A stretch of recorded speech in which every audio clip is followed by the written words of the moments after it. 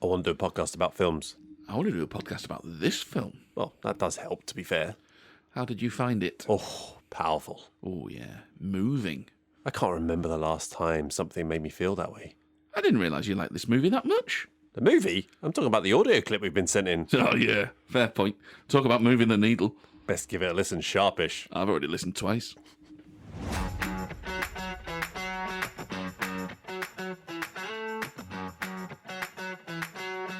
Hello and welcome to Movie the Needle, a podcast where a pair of amateurs haphazardly dissect a film that one of us likes and one, well, not so much. My name's Simon, and I'm in our shed with my good friend Carl, where we'll be explaining our opposing viewpoints and seeing whether we can movie the needle for one another. This week, it's a film that had 5 stars to lose from the start as we tackle the coming-of-age drama from Charlotte Wells, who writes and directs Paul Mescal as a young father as his daughter Sophie reflects on the shared joy and private melancholy of a holiday she took with her father 20 years earlier. Mudbaths and macarena ensues. It's Aftersun!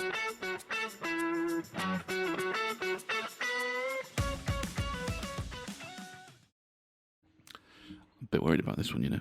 Why? And we'll come back to your little dig, by the way, in the intro, because I knew you'd bring that up, and I do have something to say on that. It's for the regular listeners of the podcast. See, a little Easter egg in there. No, it's all fair game. We'll get back to it, but no, I'm a bit worried about this one because, I've got to get through it without crying for one.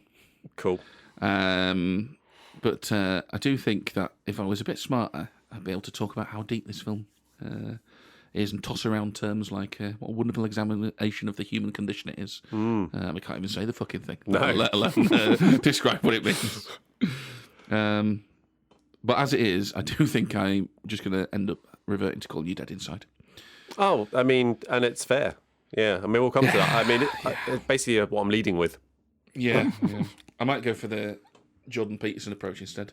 Familiar with Jordan Peterson? No. No? Is he You've not been brother on the internet in the last 5 years? brother of Kevin? No. He's just some idiot professor that got famous for essentially being anti-trans. Right. And now he's been pumped up as this great mind of our time by idiots on social media. So how are you comparing me to him? I'm not comparing you to him. I'm saying good. I might go with that approach. He just talks in bloody riddles. Oh, right, I see. No substance. But you've not heard who he is, so the joke I was going to make is going to land. Hey, it's fine. We do this for the thousands of listeners. There is a game, Carl, by the way. Oh, that's good. Quite pleased with it. Yeah? Oh, Yeah. good.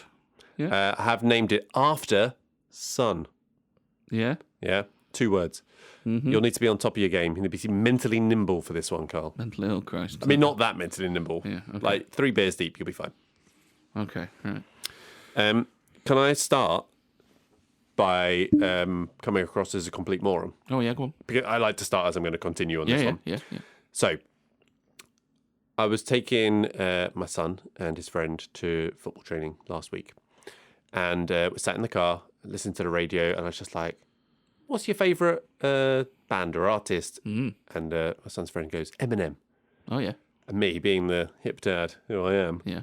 went, oh, yeah, I used to listen to quite a lot of Eminem, yeah. Did you know his real name is Marshall Mathers III? Yeah, that's why he's called Eminem. Yeah, that's why you think didn't you're cool. know. Right. Yeah. And then Theo goes, oh, that's why he's called Eminem. And I went, I almost crashed the fucking car. I just went, oh my God, that is why he's called Eminem. Oh my God. Today years old. Oh, my word. And I was like, what is right there? For God's sake, don't ask why Puff Daddy's called Puff Daddy. Well, he's not called that anymore, is he? P. Diddy. I don't think that matters anymore. No. But yeah, there you go. Still learning. Yeah, no, it's good. Very good. Update on my neighbourhood activism. Oh yes, lynched anyone?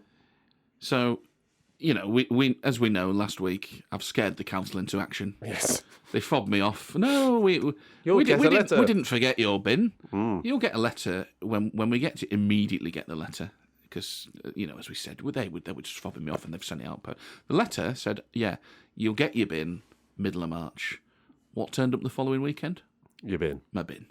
They're overachieving. They're petrified. They are. They're absolutely petrified. The power of the pen, Carl, or email. Email. That's what they say is the pen is mightier. Pardon? the penis mightier. Penis. Penis. MIG, yeah. The penis mightier. That is what they say. Penny's mightier. Yes. What about you? Any hot piss action this week? No, not from me. No hot piss? No. No soaring up the algorithm for us no soaring up the charts for us this week. Nothing there. But, I guess I was going to talk about acting awards. That's kind of just a load of hot piss, really, a lot of hot air, yeah. Steaming off the... Yeah. So the Critics' Choice Awards, they've had their thing recently. I noticed... Oh, yeah, great bunch of lads. I noticed on their awards, they just go with acting performance, right? Yeah.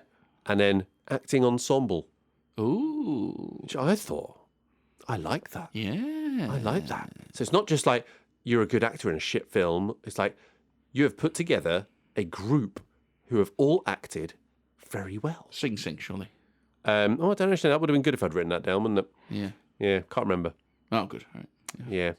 I'll look that up in this in one of the is breaks. like a tease of a point you might have made. Yeah. I thought you keep your best actor, you keep your best actress. Yeah. Don't differentiate between lead and supporting. I do like it, though. And you just add in the acting ensemble, so you just got that. Yeah, I know. It's good. Why not? It's good. I like it. We've had a message. Oh. We're gonna use the technology of a complete fucking amateur. Oh yeah. And just play it on a speaker. Yeah, this is a lo-fi production. I mean, surely we can just patch this in. Yeah, but I want you to hear it now. Would I not be able to? Anyway, okay. Surely you could have set this up before. Right, you ready? Yes. Hej, słuchacie Movie the Needle. Mam nadzieję, że podoba wam się ten podcast i zapraszam do wysłuchania dalszej części odcinka. I can't continue with an erection. Oh, don't stop it! Stop it! So that's from Johnny and his lovely wife Kate. Oh, thanks, Kate. They did offer us a translation, but I said, if I find out what that means, I'll come. Yeah. So leave the translation. I'm happy not knowing. That's fine. I'll be clipping that up. Not for socials. Yeah, there you go. So thanks very much, Kate. Thank you very much. What have you said? If anyone else wants to send in a lovely voice speaking sweet nothings to us, feel free. Yeah. Slide into our DMs. Yeah. There you go. Super Bowl, Carl. Oh yeah. What about Dem Eagles then? What about them Eagles? Absolutely destroyed them, didn't they? I'm not actually going to talk about American football because I realise that people don't care. But as part of the Super Bowl, as well as my team being incredible, there was a lot of actors on display. Did you see? Were you watching, right? Yeah, I watched like the first half and a bit. Yeah, John Hamm. Yeah. He was the Kansas City lead out guy. He was giving a big, getting the crowd going. Wasn't that great? Bradley Cooper, the Eagles one, much better. Nailed it. Won that one. That's why we won. Beating them before we came out the tunnel. Yeah. Tom Cruise. I mean, it might have been because Patrick Mahomes was on drugs. Speak not ill of Jesus. But no, I'm sure Bradley Cooper is why you won. But sorry, go on. Tom Cruise did the big dramatic introduction. Yes. I thought he's okay. Yeah, it wasn't as good as his Olympics appearance. No. The opening curtain for the Olympics. Yeah. And then Samuel L. Jackson appeared as well. There was Paul Rudd as well. At the halftime show, he was just in the crowd, wasn't he? Yeah. Yeah, well, it's not. These people are actually performing. Oh, Samuel L. Jackson did the halftime show with. Yeah, he did. Kendrick Lamar. Yeah, thank you. Yeah. So yeah, that was worth watching the halftime show just for that. I mean, the halftime show's diabolical, isn't it? They're awful. Yeah, I mean, I liked it. Oh, I'm going to sound so old, but I liked it. Not even that long ago, where they just got a classic. Janet Jackson got her tits out. Well, yeah. I liked it when they got the Who in, and they just did the Who doing a little mini set. You're just yeah, I know all these. Yeah. This is great. Yeah, get those kind of people. I felt very old with Kendrick Lamar. I just think he's got no place in sport. Yeah, terrible. Well, it's not about sport.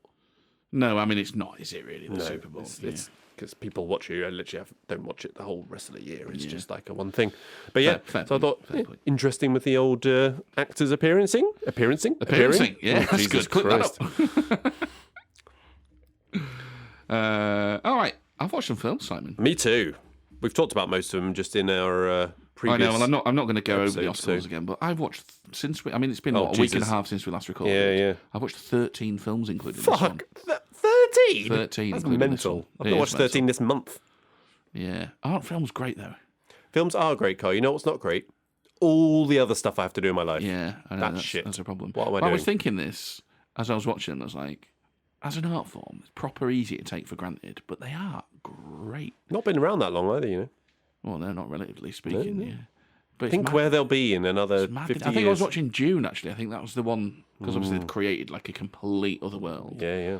And it was just like, wow, like, they can make you feel, they can take you to faraway worlds, they can do this, they can be fun. Which is not an original thought, but yeah, aren't films great? I'm a fan, I'll admit. Put it on the T-shirt. Yeah. So I've watched 13 of the buggers. You don't have to go into all of them. No, I'm not. Well, I'm going to list them all, but yeah, I'm not going to go into all of them. So I've watched all 4 Morecambe and Wise feature-length films. I mean, I didn't realise there was one feature-length film from Morecambe and Wise. Are they worth watching? So, in order, they are The Intelligence Men, That Riviera Touch, The Magnificent 2, and they're all filmed over a 3-year period in the late 60s, and then into 1985 you have Night Train to Murder. Night Train to Murder, definitely not worth watching. It's actually quite sad, because it's such a poor production, and they're not phoning it in, but they must know at that point, it's like, oh, wow, this is where we are, is it? I don't think there were some problems with like the network pulling funding and all that sort of stuff, but yeah. But the first 2, The Intelligence Men and That Riviera Touch, really funny. That Riviera Touch in particular is my favourite. Really like it. I have watched another old film, The Maltese Falcon. That was a rewatch. Oh yeah, I've heard of that one at least. Good. Yeah, it's Humphrey Bogart one. Good film. Very, very good film. The Maltese Falcon is actually, didn't realise this previously, but I was reading, that's the one that's credited with starting the film noir genre. Ooh. That'd be like Patient Zero, as it were. Nice. Some Oscar stuff that we've already talked about in another episode. So I watched Nora, Nickel Boys, June Part 2, I'm Still Here, The Brutalist, and Sing Sing. And then... cracking through it. That's like half of the Best Picture nominees. Yeah. And then I watched a film called Small Things Like These. Like these? Which might have got a Globe nomination? I've not heard of it. Cillian Murphy. Oh, I have heard of it. Yeah. Plays a sort of a troubled man who unearths some dodgy practices in the old Catholic Church and the impact that has in his town, village, whatever. Was all right. Cillian Murphy is fantastic. He's a good lad, isn't he? Yeah, very much so. What about you? What have you watched? Zoe Nora, as we've talked about. Emilia Perez, as we touched on. Just to recap, though, I don't understand why it's a musical, how it's getting any credit for any of the awful songs, and just what the Academy is smoking with so many nominations. I'm glad you said that, because I was going to say, let's not miss another opportunity to call it shit. I mean, if you don't like musicals, though, that's going to be the last reason why you're not going to like this film. So, you know. Oh, yes, least of your worries. Yeah. Don't not watch it because it's a musical, is what I'm saying. Don't watch it because it's shit. Yeah. Zoe Saldana, the highlight of it, but faint praise. I also watched continued Iron Man 2, so watching the MCU with the boy. Still finding its feet. Some bits to really like in this, but also some clumsy bits to make it fall short. However, not to sound like a filthy pervert, but it does have Scarlett Johansson being introduced as Black Widow and hobble. Yeah, I do like Scarlett Johansson. She's a great actress. She's a fantastic actress. Yes. And then Sing Sing. She's got great chops. Yep. Yeah, Sing Sing. And then Sing Sing, 5-star film, marvellous. So glad I got to watch it ahead of our Oscars predictions, which you can listen now wherever you find podcasts in our feed. Although I think this episode is probably going to fall about around the Oscars actually as well. So yeah, get it listened to. Oh, yeah. Led by Carlos Domingo, leads a theatre group in prison, based on a true story, starring a lot of inmates as themselves. Joyful stuff. So therefore, Carl hated it. No, not really. I did not hate it. Come on, wait until the film in question before you misrepresent my views. Have you seen anything else, Carl? Or just the 13? Just the 13, yeah. Slacker. Any apologies, corrections, legal or otherwise? I've got a few corrections. Oh, so last week on American Made, several howlers from myself. Okay. I'll start with the easy one. I said in the American Made podcast that I speak broken Spanish, and I feel like I should correct the public record and say that I fully recognise that being able to order a beer and crack the same joke about how it should always be large and never small every time does not constitute being able to speak in a language, even if I qualify it with the word broken. Okay. Just want to get that out there. But he does try. But I heard those words come out of my mouth. Did you cringe? Which happens a lot, but there we go. Yes, I also said how fun American Made was, and at one point mentioned how it was doing it with a nod and a wink towards the audience. The week before that, I told you how shit Kick-Ass was because it was too preoccupied with giving a nod and a wink to the audience. Now. You're nothing if not inconsistent. I maintain that I meant that in a slightly different way, because neither of them actually break the fourth wall, right? But I do find their approaches to be different in how they speak to the audience. But I must recognise it doesn't sound great. It's all right. No one's listening to back-to-back episodes. You're fine. Yeah. Any more? Yeah. So finally, Jesus. On that episode, I mentioned a comment that we received, which was actually the comment was actually regarding our Lost in Translation episode. The comment was positive. He recognised a slightly different take from his own, this person. And we joked, therefore, about which one of us was correct on the back of that comment. And I said, it would be weird if it was you, because you thought the film was shit. And he was saying, well, I previously thought it was good, but now I think it was shit. Yeah. And I said that as a joke, but thinking about it, that's the entire premise of this podcast. Oh, yeah. Yeah. Yeah. It's a great idea. So I basically, that's what he said, well, that would be stupid. Why would you do that? Why would you try and change your opinion by watching and listening to someone else? Yeah. Fair point. And then... There's more? Well, yeah, relating to the Kick-Ass episode, you said the warehouse music was really good and you couldn't remember which movie it was from. Johnny has been in touch to say it's from 28 Days Later. Oh, well, there you go. So thank you, Johnny. Excellent, thank you. For many things. Yes, including... Least of all, that one. Carl. Yes. Thirsty. Oh, right. So, is it FS? Yes. It had to be FS. But I couldn't get the right one. I could only get this one. Oh, where's that? FS draft in a cool sort of barrel type Why bottle. did I say FS draft and put it in a bottle? Like, is it draft? Like, oh, excellent. Thank you. Crack that open.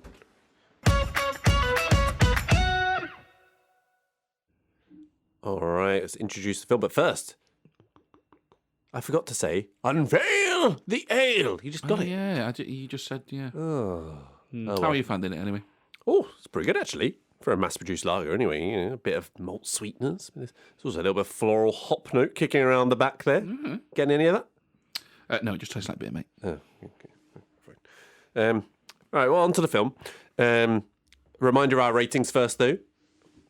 Simple 5-point scale. It was a twisty top. Oh. And I've prized it off like a Neanderthal. Yeah, like a Neanderthal. What a chump. Anyway, 5-point scale. Yeah, sorry. Yeah, the movie. You either really like it, you're ambivalent to it, you don't like it, or you really don't like it. And we are talking about Aftersun today. But let's start off. Where is Carl on the scale? I'm going to do that thing that you do. I'm going to pretend that it's more than a 5-point scale, whilst insisting that it's a 5-point scale. Yeah. I'm going to say, I so really like this. Wow, it's deep. It's a deep, really like. Yeah, it's hard to say how much I really like this. Yeah. Yes, I really like this. Yeah, I'm never going to change your opinion on this. Is basically what you're telling me.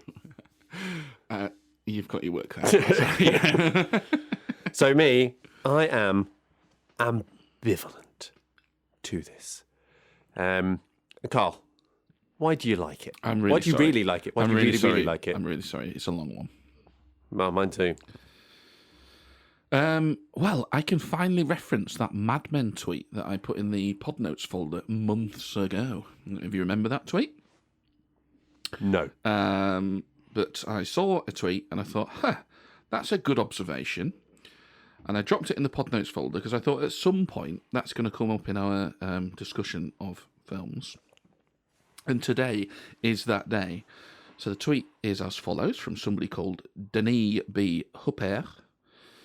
Little French flag in his name there. So Bonjour. yeah, bonjour Denis. He said, Mad Men is a show that understands better than almost any other that one of the great pleasures of television is giving two characters a chance to hang out. And I know exactly what he means with that in reference to Mad Men. Mad Men's a fantastic show for a lot of reasons, but there is some real joy in just letting those characters spend some time together and just while away a few seconds on screen, being themselves in that world that you have been sucked into because it's so skillfully created. Really, really good. And as I say, knew it would come in handy eventually. So we know that I like a good popcorn film. We've done a few on this podcast. We have. I also like a bit of the old vibes. Yes, vibes. How's that sitting with you these days? Love the vibes. Yeah, you like the vibes, don't you? Mm-hmm. Yeah. And just so you know that in my notes I am spelling that VYBZ. Oh, there's a Y in it. Yeah. Wow. Yeah, just nice. How you like it, yeah. So I watch a lot of films where drinking is a theme, which we've also had a bit of a joke about on this podcast as well. And they can often be a little morbid, which I will come back to, because I don't come at them from a sort of a negative point of view. Like I'm not looking when I go after those sorts of films, I'm not looking for like misery porn. I come at those sorts of films from a much more optimistic place, and I think there's often like a great joy to be had in those, even if they are essentially telling over the top a very bleak story. And I come back to the tweet. I just like the power of the hangout. Right, I like the hangout vibes in films, just letting those characters breathe and enjoying them in the moment without necessarily sort of thinking about too much else. If you can work nostalgia in there as well, oof, I am gaga for it. So, you know, I'm drawn to films with drinking as a theme, things like Another Round, Drinking Buddies, Sideways. I think you've seen all of those. Mm-hmm. I talked recently about the Bukowski-inspired movies like Barfly and Factotum, The Alcoholic Writer, and all that stuff. They're all pretty sad stories there, but there's some really great hangout stuff. Another good way to get into that hangout vibe is anything where people are on holiday or travelling. So actually Sideways has a bit of that too. But I'm thinking of films like Lost in Translation, Midnight in Paris, Before Sunrise. Before Sunrise is a great hangout film, that's got that sort of travel vibe to it as well. And as I made these notes, it helped me bring some clarity as to why I didn't like Before Sunset as much. Because that movie's far more about them rushing to catch up and advance their overall storyline. And it lacks that hanging out vibe of that first movie, which is what I think made that movie so good. Right, I will get to Aftersun. So, Carl, tell me why you really like this movie. Aftersun, I promise. So, as I say, right, a lot of these end up being like quite sad stories or bleak examinations. On that, if anyone wants to make a movie where people just go on holiday and nothing happens, I would watch the shit out of that. I'd love it. We don't need to tell a sad story. We don't want. I'll just film my holiday. Mate, I would. Do you know when that cliche people going like they come around and go, "Oh, it's time to watch your slides." I'm all over that. That's dried up now. Bring it back. That's what I say. So they're quite sad. A lot of these movies, and I get why that is, because you've sucked people in with all of that sort of vibes. You really enjoying the characters and their mindsets and whatever, and that just lends itself really well to exploring these sort of bigger issues, which is kind of a bit of a cunt trick on the filmmaker's point, right? Because it's like, what's that? You're having a nice time? Boom! Existential crisis. Fuck you. So, I mean, this movie completely pulls me in. I watch them on holiday. I'm suddenly reliving my own memories of holidays as a child, also now as a parent, and how I enjoy my own kids on holiday. So I'm completely in this positively. And then, of course, you've got this downer thread that's weaved into it. And because I'm just completely in it, I'm so susceptible to it, and I think it's so well delivered, it just hits really, really hard. So you have got your work cut out, because I bloody love it. And not entirely, like I say, it's not a misery porn thing. Although it is really, really sad. And I just think it's got so much going for it on the old vibes, I'm afraid. So yeah, pick that out. So in answer to the question, why is our podcast episode much longer than the film? The answer is because of that. But thank you, Carl. Yeah. So, why I'm ambivalent? I'm going to break the tradition here, Carl, and start off by saying, from the get-go, I'm definitely wrong about this movie. So on initial watch, I wrote it off as arty-farty film wanker nonsense, consuming it on a surface level, not capturing the full extent of what it was portraying, right? Now, on rewatch, I intentionally watched, intently trying to read in between the blank space that the director leaves the viewer to interpret and understand, and waiting for the associated full emotional thump that I expected and yearned for. It did not come. Ooh. Am I broken? Yeah. Probably. Yeah. Am I just a bit thick to fully appreciate? Almost undoubtedly. I can appreciate a lot of what is being done here. And although it has stayed with me in part over the coming days since I've rewatched it, I am left with an overall feeling of frustration and emptiness of it just not landing for me, despite my appreciation of it. I am, however, pretty excited to talk about this movie, and I think it's going to be a fantastic film to talk about. I'm so disappointed in myself. It's all right.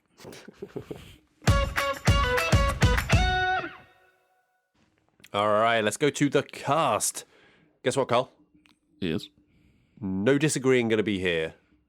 It'd be weird. Pretty tough. Yeah, it'd be weird. Pretty tough to disagree about the cast. Yeah. Yeah. So I'm glad we both think that Paul Mescal's underwhelming. No? You're not? No, he's pretty good, isn't he? Hang on, I've got to strip out this other joke about Jordan Peterson here that was going to be a callback, but you can do it. It's fine. Do that bit. No, because I didn't do the setup. It doesn't. Okay, well, fine. It doesn't work. But anyway, Paul Mescal's Callum. So I've seen him in 2 movies now that I actually remember him in. I've seen him in 3 movies, but I completely forgot he existed in it. In those 2 movies, both 2 different accents, and both more realistic than his actual native Irish sounds when he talks in interviews. Yeah, he's not got the broadest accent, has he? So yeah, it feels like he's putting on the Irish accent, because I've seen him as I don't know, like it was like a northwest sort of, almost like a Burnley accent, and then this Scottish accent as well. Brilliant, both of them.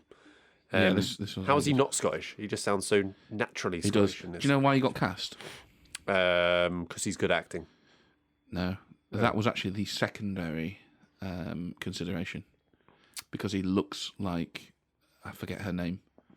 Sophie something. Frankie Corio. No, the director. Oh, looks like her. Yeah. So do you know the director? So the director. This is semi-autobiographical. Oh, looks like her dad. Is that what you're saying? Yeah. Okay. So she cast these 2 actors in their lead role primarily because she wanted to get people who looked as much like her and her dad as possible. And when you see a real picture of them, it's kind of creepy because it's like, it's Paul Mescal and Frankie Corio. Like, that's weird. That's a really shit way to cast people, though, sure. Well, it worked out quite well. Yeah, I was just saying you tell her because she seems to know what she's doing. Hey, look, just because your results are good doesn't mean your process is good. No, that's very true. That's very true. Yeah, and I'm with you. I couldn't believe he wasn't Scottish after watching this. I had the look of not knowing anything about this when I sat down to watch it, which is obviously a great way to watch films. I just knew that it had got some hype, and I should watch it. Utterly convincing as a 30-year-old father of a 10-year-old. The thing is, like, even though he was only 24 at the time. This is a bit of a production note, right? 26, 28, 26. He's still in his 20s now, isn't he? He was born in 1996.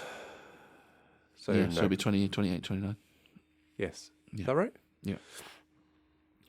So yeah, this is a bit of a production note, but it does tie into Mescal. So I feel like right from the get-go, there's a sense of like foreboding in this film. You sort of know something isn't quite right, and a lot of that's to do with sound and the way it's shot and all the rest of it. The dialogue's sort of very natural, but I do think a lot of that is down to Mescal as well, because he's very, very subtly playing a lot of it. Yeah, like there's a lot of micro expressions or pauses before he delivers a line. Yes, I think the one scene that jumps out is when the older kids are asking to play pool. Oh yeah, with them, and you can just see he's just scoping them out, and he's very, very quickly in that moment. I found it really easy to recognise, even though he's hardly doing anything. He's like quickly assessing their intentions, and he's assessing her maturity, and will she be okay with all of this because they're older, and what will happen if he says yes, and where's that going? There are other examples where it's maybe more of a tension in his voice instead. So I think about the self-defence scene. And she's, being a little 11-year-old girl, and he's like desperately, without ever going overboard. This is serious. He's just trying to almost plead with her. There's this little tension in his voice that this is important. Subtle is the word of the day. There's scenes I've watched back in isolation as well as preparing for this. And the performance he's giving is fantastic, deep, subtle, as you say, powerful. Little micro reactions, little micro expressions. Yeah. All being sort of displayed in the eyes and all that feeling that's going there. And I think a pick for me was when Sophie is lying on the bed talking about having a bit of a come down. Yes. After a good day, essentially, listing feelings of basically depression. Just feel a bit sad. Yeah, I don't know. And you just see the look on his face because you kind of see him in the mirror, and it's just a pause. And he just goes like, and then he kind of switches on like, we're having a good time now, switches into dad mode. And then there's just this look at the mirror, and he just recognises pure and just spits in the mirror at the mirror. Powerful stuff. Yeah. And then he does do the other end of it as well. You've got the crying scene where he does finally break down. Or does he? Well, yeah. I think I mentioned when we did the Oscars special about Secrets and Lies. Yeah. Ugly crying. Ugly crying. It's so authentic, that film, how it captured the sort of crying when people are just a mess. And that's what Mescal's doing here as well. He isn't having a quiet... So it's not like, just let it all out. There's a bit of catharsis in it. Just let it all out. You needed that. That's not what's happening. There's no cleansing. He's just absolutely not in control of that. Uncontrollable sobs. It's coming out. It's like every tear's tearing at him on the way out. And he can't stop it. Really powerful stuff. He's the full range, man. He's brilliant in this. Yeah, agreed. And Frankie Corio as Sophie, a child actress who is not annoying. Yes. Although not a view shared by Emma, who got woken up by her multiple times as she slept through the whole of this movie. What? It was a rewatch. She watched it a week. Did she like it? Bought the sleep. No, the film, you doylen. Not really, no. Dear me. But again, Frankie Corio, just a very utterly convincing performance, very natural, very much looks like they could be father and daughter. Yeah, it's a very similar performance to Mescal in a lot of ways. Because her character does a lot of growing up in this film, and she's very aware, if not completely comprehending, because, she's only, 11 or something? She's very aware of not just the world around her, but her dad's struggles and everything, and she also plays that very subtly. I thought she was great, and like you've just said, a real chemistry between them. Utterly believable, not just as daughter and dad, but a particular sort of relationship where they're friends as well as just, the parental side of it. And they spent a couple of weeks together, apparently, on in a holiday resort and stuff to try and build that. It does help that he's really young, I think. Like from a production point of view. 14 years difference. Yeah, and he's obviously supposed to be a young dad, and I Not assume that young, that... but but I assume that somewhat mirrors reality, but it helps that chemistry with him. I think that he is really young. Fantastic. I thought she was a real emotional intelligence about her, which it goes for the character, but, you've got to be able to deliver that. I thought Frankie Corio is fantastic. Yeah. Do you want to call out anyone else? I don't think there's anyone else to call out, is there? Michael as the boy. I did like that character, but I haven't called the actor out. No. He's called Brooklyn Tolson. Good name. Yeah. But yeah, very good. What about adult Sophie? Did she get any credit for staring into the distance? Yeah. It's fine, isn't it? But yeah. Oh, Isabella Rossellini levels of screen time. Well, give her the Oscar. Hey? Yeah, exactly. But she looked pensive. Well done her. Yeah. Recasting, Carl. You want to recast? Yeah, well, I had to cheat. Because it's quite rare that you find someone as young as Mescal that's so good. And it's very difficult to find a 10-year-old that could deliver this sort of performance too. Right. So the way I've sort of approached it is, let's take 10 years off everybody, like today. So this film's what, 2022? Yeah. So if we were making this film in 2012, who could do it? And that opened up a couple more options. Oh, okay. I don't love my Sophie choice. I'll do this first. Okay. Bella Ramsey. Sophie's choice. Yes. Yeah. Bella Ramsey is the one. Bella She'd be the right age in 2012. Bella Ramsey. Why is that? The Last of Us. Yeah. So really good actress. Yeah. But she's just a bit more of a shit than Sophie is. Yeah, a bit more attitudey. Yeah. But she's a really good actress. Callum, couple here. Again, we're going to take 10 years off and these guys will be in the right age range, similar to Paul Mescal. James McAvoy. Yeah. Thinking warm father figure. Easy, no doubt. He can be a pal. And I think he's definitely got the chops to do the depression side of it. Has been known to play Scottish. Has been known to play Scottish. And then the other one who's come up before as well is Jack O'Connell. Oh no, I don't think so. It depends what you've seen him in. He's too Larry. No, he's in a lot of stuff where he's playing very, very subdued and what's the word? Sort of wrought up emotions. So yeah, there we go. What about you? I went for Andrew Scott for the Paul Mescal, based entirely on All of Us Strangers. Okay, not seen that. Yeah, and I went for Abigail Breslin for Frankie Corio, based entirely on her being a non-annoying child actor. Yeah, she came up when I was Googling. But yeah, not happy with either of them, really. It's a very tricky one to do. Plus, problem with Abigail Breslin is she's American. Is the one you picked not American? What? Bella Ramsey? Yeah. No. Oh, she plays American well. Yeah, she's acting, mate. Well done her. Notice how I'm not extending that courtesy to an American actress. No, they can't. They can't act. Particularly not in Scottish.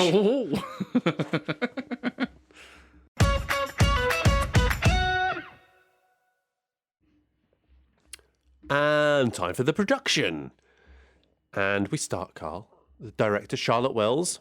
Debut feature-length film, written and directed. Now, I had a moment here, and then I corrected myself as I was doing it. I was like, oh, she's 2 years younger than us. What bastard. And I was like, oh no, we old now, so actually that's not that impressive. Yeah, no, it's not as... I mean, it's still impressive, don't get me wrong, but it's not so like, oh, wow, you've done so young. You're till 38 to make your first feature film. What are you playing at? Yeah, come on then. Get a move on. Yeah. But I don't know. Still, though, I think, regardless of anything remotely negative I say about this movie, to have created a few successful shorts and an Oscar-nominated film on debut, it must make you in particular realise what an absolute failure you are. Yeah, I mean, I don't need something like this to remind me of that. But yeah. I can't really talk about her former films because there aren't any, and I haven't seen any of the shorts. But she direct well. Yeah. Okay, well, it's interesting you've sort of said that. Maybe you're gonna have some more issues in the plot, but it's all positive, Carl. I've told you. Yeah, but I'm thinking about it. I know you're sort of appreciating it without getting it though, and I'm thinking of the what's the bit? Oh yeah, okay. Where you go, it just doesn't hit me. Because I think it's a very, very restrained piece of storytelling. It's very sort of artful. Yes, artful is accurate, I would say. Yeah, because it's like, staying with the artful thing, you've got this canvas, right, and it's not blank. She's not going like, yeah, that's a statement, isn't it? Which is kind of why, I mean, I've got to say, when I watched this, I didn't get the pretentious things at all. They completely sailed over my head. Probably because I just went completely straight into it. And I was just like, what do you mean it's pretentious? You know, I read the negative reviews. I know what people think and all the rest of it. I didn't get that. I don't think she is doing any of this, her sort of restrained, artful approach to make a statement in any sort of way and going like, aren't I smart? I think it's a really gentle way to tell this story, because it's not a blank canvas. She's just kind of like, you've got the soundtrack, and you've got, like I say, the lovely nostalgic holiday vibes that create this sort of hangout vibe, which I think is a really great sort of gateway into the movie. And then she just keeps like dabbing things down and just going, oh, what's that? So what do we think about that then? And it's like she's just gently steering us right through the story rather than sort of explicitly telling us. Yes. But it's not to the point to go, oh, that's smart, that's clever, isn't it? Hey? Why the obvious when I can do this? It's like, well, okay, so I'll come back to that, but I think the bit where I was initially, pretentious arty-fartiness was largely on how it is shot. All right, so when there is an option to shoot anything traditionally and straight, it is somewhat subverted, and instead the camera focuses on a stack of books with a blank TV with a sliver of mirror and stuff, and you're seeing a conversation done in that way, or on a developing photo instead of the people who are in the scene, or on a barely discernible rave scene with strobe showing only flashes of reaction on the faces. Okay. Come back to the rave scene, but just I want to jump in on those two things. Do you mean the stack of self-help books? Yes. That show where he's at as a character? Yeah, but I'm saying you can show that right in a shot, but it's literally the whole scene is taken from the self-help books, the reflection of TV, and the thing, right? That's not a normal way to shoot things. No, it's just a good way to shoot things. No, I'm not saying it's good. Look, as I said, I am wrong. No. But about this, I was saying where I was coming from for my initial reaction with the arty-farty. That's where it was coming from. Yeah. Okay. Yeah, because that's how she's, like I say, when she just puts things down, that's how she's guiding you through it. Is to just go, we'll just show you this, and you will get it because you're not idiots, and you'll realise that those self-help books tell us something about the character, and therefore we don't need exposition or to manufacture an event to tell you about this. We'll show you the developing photo because that is how Sophie remembers her dad, because she was only 11, right? It's all through these like little mementos of this holiday, and she's filling in the blanks and all the rest of it. Yeah, as I said, I was wrong. All these choices that I just listed there, incredibly creative, build the mood of the film, and it's really impressively done. That's the thing, right? Like I said at the start, she's not doing this to be abstract. She's doing this with a purpose to guide us through a story. And I think I do love it. The guiding me through the story bit, I still think I'm too stupid still. Like, I'd see, not I'm too stupid, I got where it was going, particularly the second time. The first time, I don't think I was really paying as much attention, right? I was very much surface level watching. Second one, paying a bit more attention. So obviously you can tell that he's, that there's a lot of warning signs. There's a lot of indicators to how troubled he is and where he is in his life.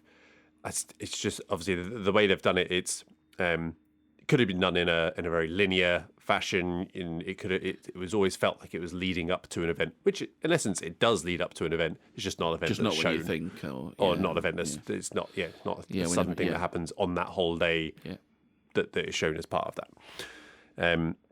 But yeah, the camcorder video, Carl, is a storytelling device. Yeah, let me go down to me. Bit of that. Oh, good, I've got that bit in plot. It's definitely production. Yeah, I mean it is. It is production as well. Let me go down to it. So again, this is the is that the bit that gave it 5 stars, wasn't it? The whirring of the tape. Oh yeah, so I want to talk to you about this.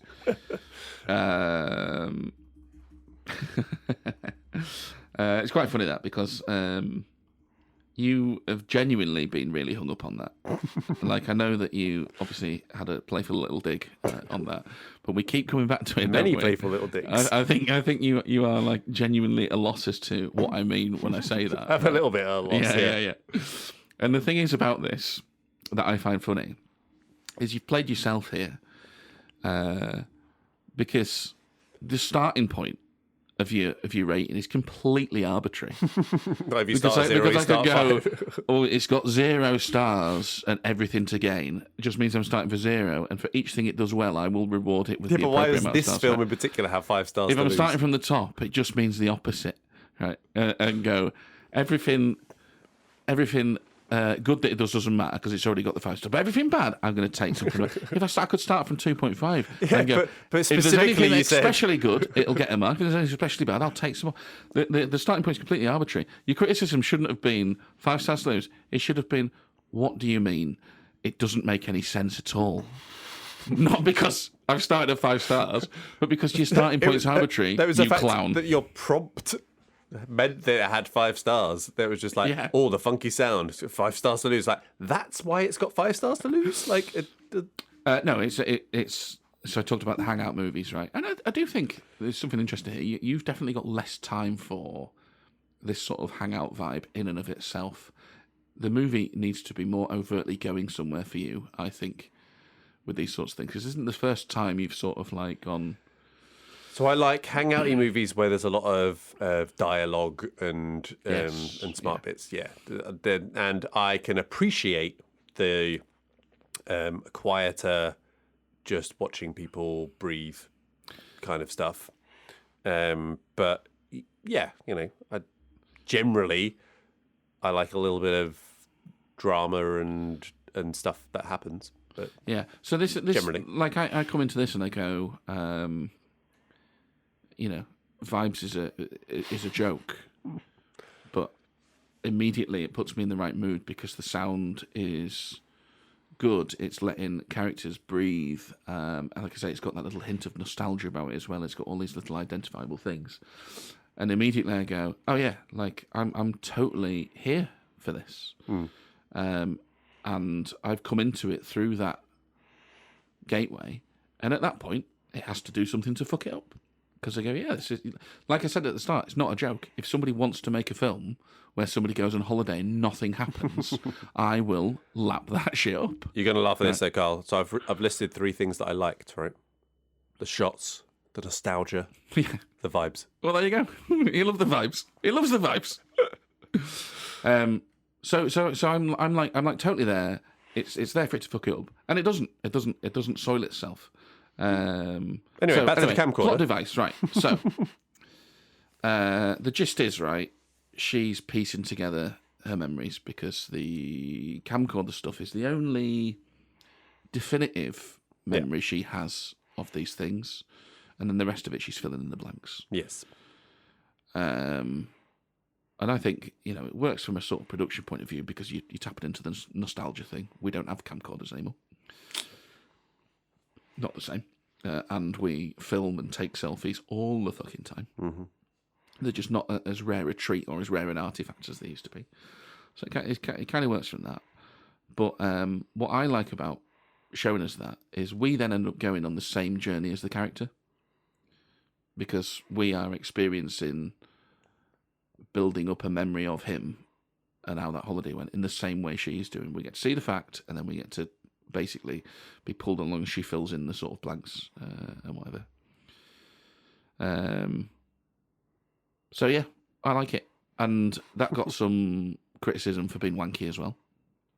And it also got some criticism for saying, so hang on, so if the film bit is the fact and the rest of it is a memory, is she then making up that he went into the sea at night? How would she know she wasn't there? Or that he stepped out in front of a bus because he's... Yeah. How would she know? That's a weird detail to imagine. It sort of isn't the point. You could get into the nitty-gritty of the plot device. You're right, I need to understand exactly where each detail comes from here before I can enjoy it. That's not the point. You get the gist and you go, oh, cool, that's enough for me to go along. I don't need to dig into the world and pick it apart that plot device. I think that's why it comes because it's it's a smarter way of doing it, right? It's not just a straight up look. We're showing the holiday and what happened. Yeah. They've included that. It opens itself up to then going like, yeah, but that doesn't make sense. Well, that doesn't like it was what. That's does. why it opens it up to it. It does. I don't necessarily think it was a problem with it. It does, but it comes back to two things that for me. The first we've already mentioned. We've gone, yeah, but she's doing that for a reason, and for me the reason is because it puts us in the same place as her when she's trying to piece together these two different sources of information and create her own memories. I think that's really clever. The other bit is it's the sort of same energy of seeing a plot hole and going, oh, that's a problem. And it's like plot holes in and of themselves aren't really problems. The little sort of, like as if every film or story is going to be perfect. Like, if you tell me something that you did yesterday, you will not get it right 100%. No. You'll make a mistake or something like that. Not every retelling or recalling of a fact or event is perfect. You're just getting in your own way if you're getting bogged down with plot holes. The point is, you're supposed to go along with the story and be invested in it. Don't get me wrong. If you are going to have so many plot holes as to ruin your plot device, well, that's a different story. But I do think a lot of the time you are getting in your own way. You're just sort of like looking for things to pick apart. Do you know, I wasn't looking for things to pick apart, but I got obsessed with on rewatch. Go on. Because I thought that bits were done out of sequence. And so I was trying to like piece together like, oh, was that actually before and that was after? No. Was the cast and when it disappeared? Because I remember from the first one, and it doesn't even exist, that it appeared and disappeared at various points. And so I was trying to figure out if that gave a clue to order of events being mixed up, or it was just to show that it was unreliable narration or memory of it. There's only once towards the start where they're swimming in the sea, and it seems like it's on day one where the cast isn't on his arm. He's yet to cut it off. Apart from that, it's just completely linear. I was just like, well, that was a fucking waste of time. I wrote about 5 lines of notes of like, cast is there. Oh, cast is still there. No cast. Cast is off now. Oh, cast remains off for the rest of the film. It's like, oh, that's fucking pointless. There's no gotcha moment. But it wasn't a gotcha. It was just like, I was trying to figure out like, oh, is that actually... Yeah. That's actually before and that's after this. But yeah, it didn't help me in any way, shape or form. Focused on a completely wrong thing. And, this is a discussion we've had before on you can really do yourself out of your own enjoyment of a film if you get bogged down in trying to understand devices and things that aren't necessarily important to the whole overarching narrative of the film. Especially a film like this, because this film isn't about events, it's about feelings. I was getting confused with Tenet. I thought I was meant to be trying to figure it out.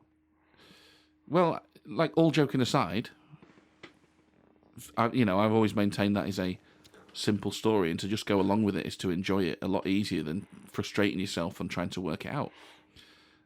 Trying to understand, Nolan's layers. And Nolan's a brilliant exponent of making audiences feel, and he always says, like, my movies are not puzzles to be figured out, they're experiences to be had. He says that. Then he makes the films like puzzles to be figured out. I believe that he means that. This is so much more overtly that sort of film because it's not very event-driven, so the order of the events aren't particularly important. It's about feelings and mood and that sort of journey more than it is actual things happening. Ooh. So yes. So I've watched and listened to some things in preparation, but I will call out when I haven't had these original thoughts myself, but I agree the fuck out of them. But this podcast that I listened to was talking about it wasn't a podcast, it was a YouTube video that I was watching, and it was about when he's cutting off his cast in the bathroom, and there's this almost like split screen created by the bathroom wall, and Sophie's like bathed in this warm light splayed out on a chair, and Callum's like in this cold, grey, dark bathroom with blood dripping from his wrists, basically, after he's cut himself trying to cut the thing, and it's like it just shows it in that sort of cutaway bit, and you're just like, well, that's smart, isn't it? It's smart, yeah. Good, isn't it? I can't say I'd noticed that. Well, it's probably the things that you don't even notice that are there, but it absorbs into it, and you're like, it's dark and grey, and yeah. But anyway, it's all like what this comes back to is with all these things. Like, she's clearly thought about this film in intricate details of how to create the mood and the feel that you're going for.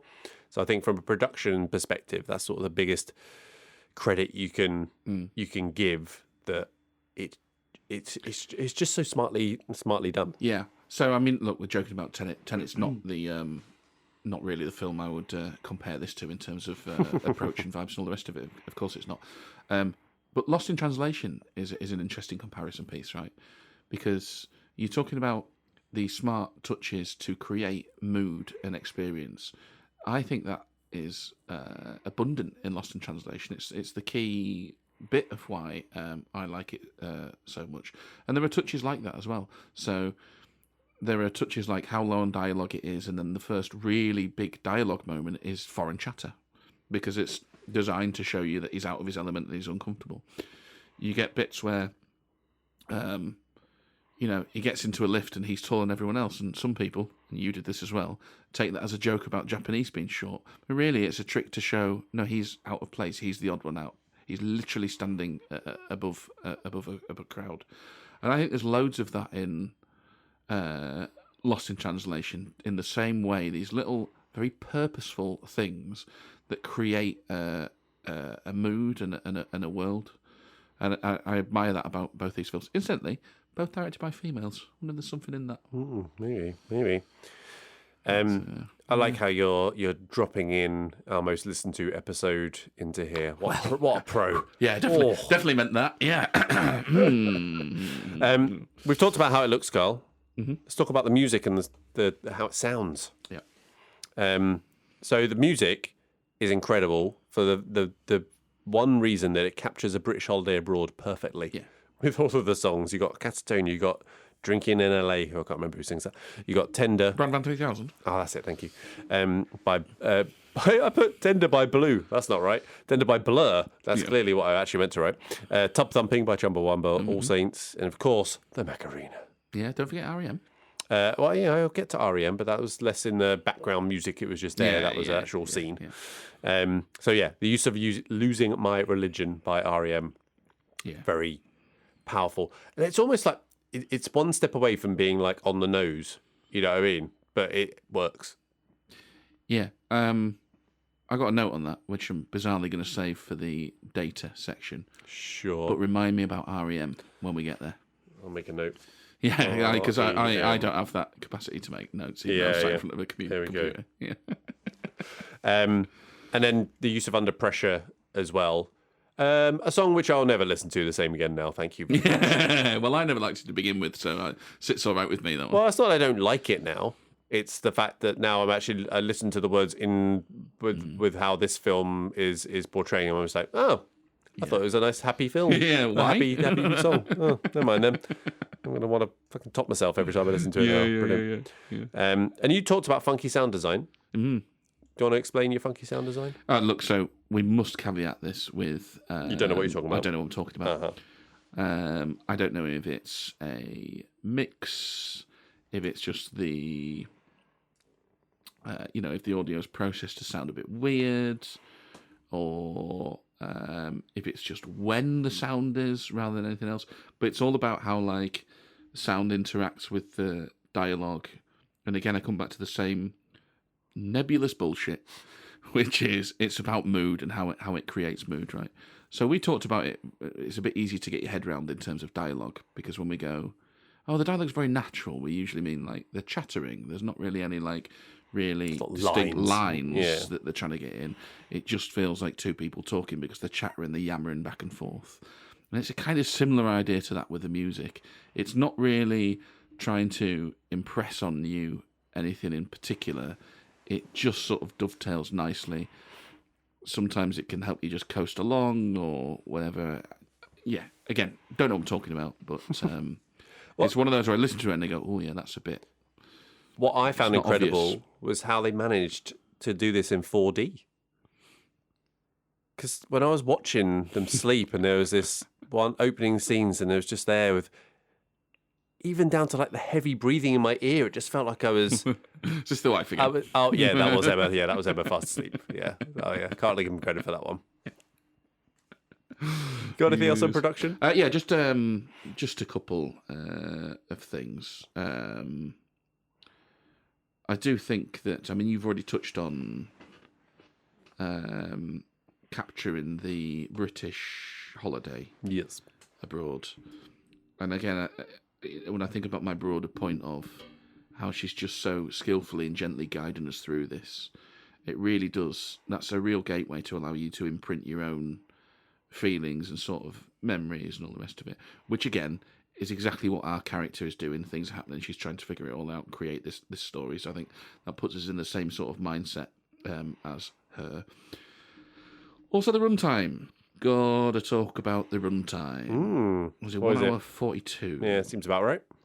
Which is not a long time. No. I mean, I think it flies by, even though I don't think it does fly by, but not in a bad way. Okay. I just don't think it didn't feel zippy, and I think that's natural because it's not. Well, it's not a frenetic film. That's what I mean. It's not going from scene to scene to scene to scene, and it's not. But I was so absorbed in it. I was like, "This is my first rewatch," and then it gets to a point, and I'm sort of then trying to remember, and I think, "There's not a lot happening. What's that?" And then I sort of look down and goes, "Oh, because you've nearly finished it."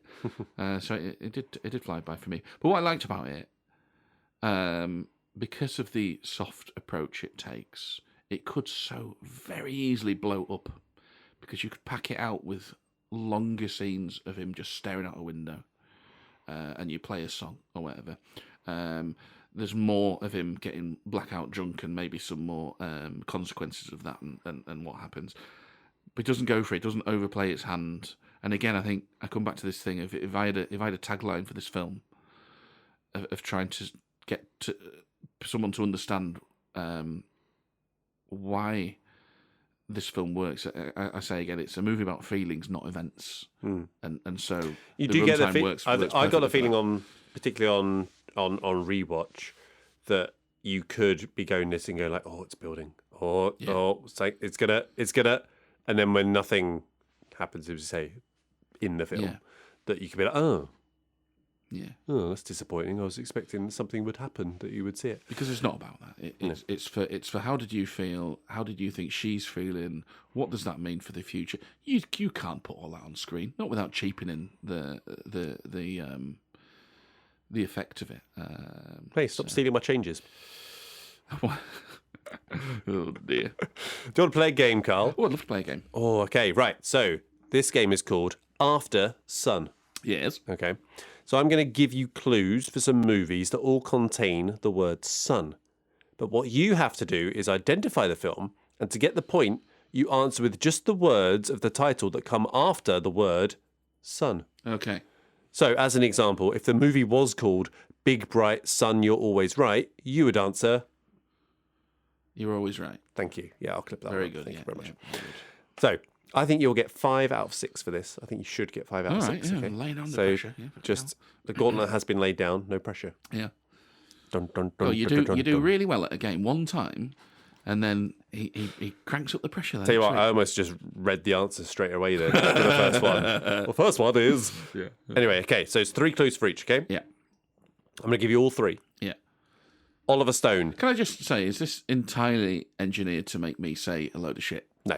Okay, right. Yeah. I mean, I've got to work within the structure of films that exist. So, you know. What you said is you're not that smart. And that. Yeah. Okay, you ready? Yeah.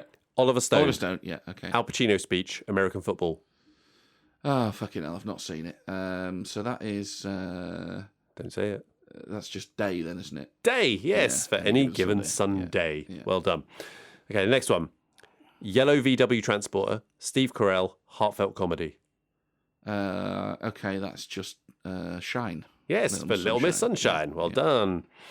Okay, romantic sequel, set in Paris, You're Wrong About It. It's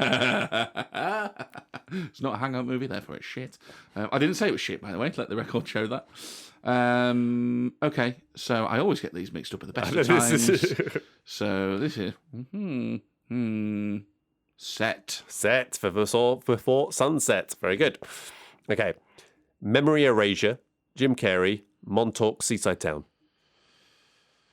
Oh.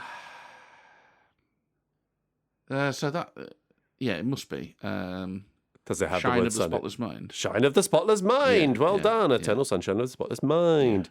Okay, this is the risky one. You ready? All right. 1980s nostalgia. Homemade action film not starring Sylvester Stallone. Unlikely Friendship. Homemade. Yeah.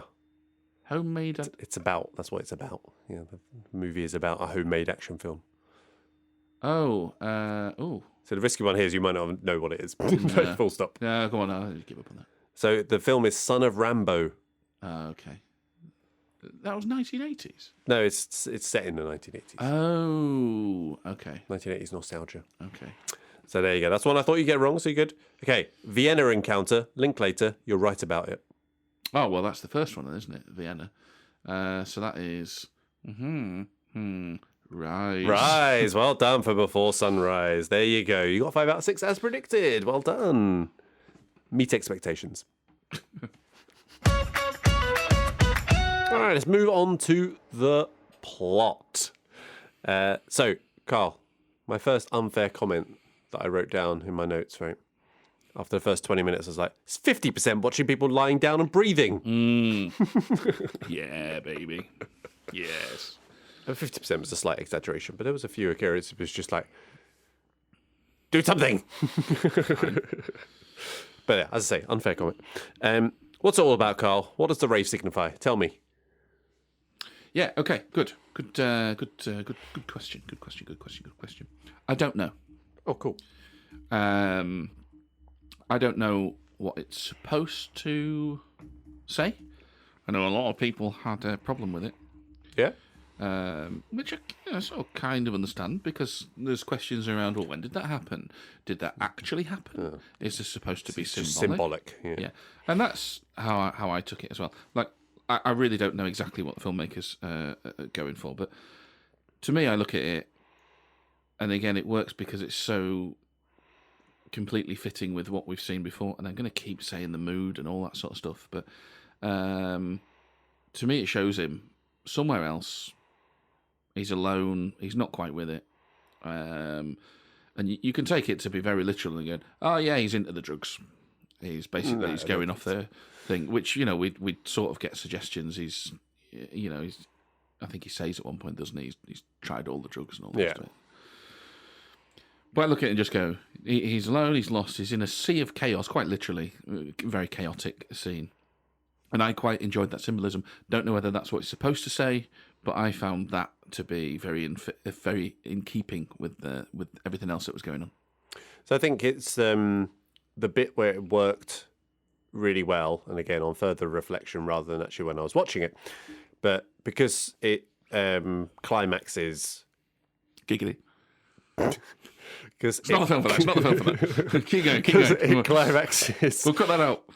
In the rave at the same time when Under Pressure is playing and they're dancing together, right? And you have that same image of Sophie giving Callum the biggest, tightest hug, but in two very different ways. And the first one, when they're on holiday, it is, and these are all being shown simultaneously. It's almost like sucking in the last of the holiday and just being with your dad, and it's all happy, joy, what a moment, loveliness. And that's after she's just been saying, no, stop. And then you've got the bit in the rave where she's grabbing him basically from behind, and it basically looks like she's kind of yelling like stop or no or whatever it is, and then he sort of pushes her away before then falling into the darkness beyond, where she's then lost him forever. Because there's two sides. She's not just sucking in the last of the holiday; she's sucking in the last of her dad. Right? She doesn't know that at the time, but yeah. No, but she is a very emotionally intelligent character, right? She makes these observations throughout the film that she understands what's going on, even if she doesn't quite fully grasp the implications of it, or she can't quite articulate it, right? And there's hints at they are separated. They live in different ends of the country, and all the rest of it. So she's taking in the last of her dad, maybe not forever. Certainly for a period of time. For a bit, and I think she's at the point where she appreciates that you need to make the most of these things. Whether she quite realises it's going to be forever, who knows? maybe that's something she always fears. And again, that's kind of for you to put your ideas on exactly what she's feeling there, because as I say, we're trying to be, the idea is to take us through a sort of similar journey, and that's something the character, when she's sitting on the end of her bed, is going to be thinking back about as well, is did I realise at that point this was the last time. And then to get back to the rave, you've got the moment there where she is hugging him as tight as can be, and she's got the other side of it where she's shouting at him, because you would do, wouldn't you? It's like, what are you doing? Like you're tossing it all away. Why? So yeah, I don't know exactly what it's supposed to mean, but I did think very, very in keeping, and I enjoyed it. Yeah, and I think what I've discovered that I'm not very good at when I'm watching films, right, is I'm not good enough at joining dots or following the breadcrumbs or filling in the blank spaces, which I feel like is my failing rather than the film. Like I said, there's a lot to appreciate with this. But it's very understandable, though, right? So, you've got to give yourself like a way out of this and go, well, maybe it's just not for you.